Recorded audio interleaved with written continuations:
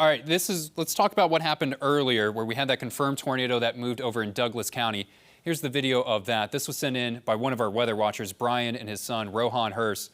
Incredible footage of just in Douglas County. You can see the shape right there as it's starting to form. This has done confirmed damage. We were able to, around 6:05, between 6:15, determine on radar debris that was getting lofted up by this system thousands of feet into the air. Thankfully, I haven't heard of any fatalities, but there has been a couple damages, especially in Mount Zion. If we can flip back over to the weather wall and I can pinpoint where that's at. It was just to the north of Ava, just to the west of Highway 5, right where this triangle is. That's where that confirmed tornado was. That's where that debris was identified. Another place I'm hearing of some damages is north of Seymour. I've heard of some roofs being blown off. I've heard of trees being knocked down in that area.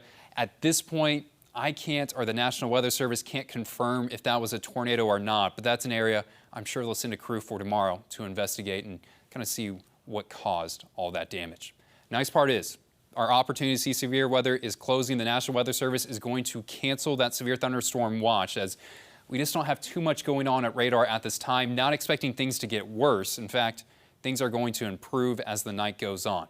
The main threat I have with all the rain that we saw for today and the more chances of rain for tomorrow, of course, is the flooding. That has just been the story of June. We are on pace to be the wettest June that we've seen in decades. We're on pace to try to get up to double digits inches of rainfall throughout this month. And there's been some pockets today. This is rain in just the last 12 hours, like Rolla, that managed to see 1 to 2 inches. Areas north of Highway 60, 1 to 2 inches. And Joplin, they're just getting walloped with more rain.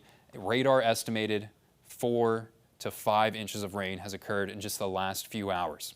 Still not done with chances of rain. We're going to have this front that's kind of producing these thunderstorms right now. That is going to remain in effect overnight tonight, and then it starts to lift and get out of our region on Saturday.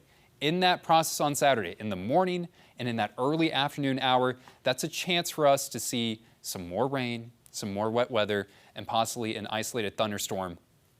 Thankfully, I don't think what's going to happen on Saturday is going to be as bad as what we saw for today or what we saw on Friday, but more chances of rain. That's the bigger takeaway for Saturday, especially to start the day off.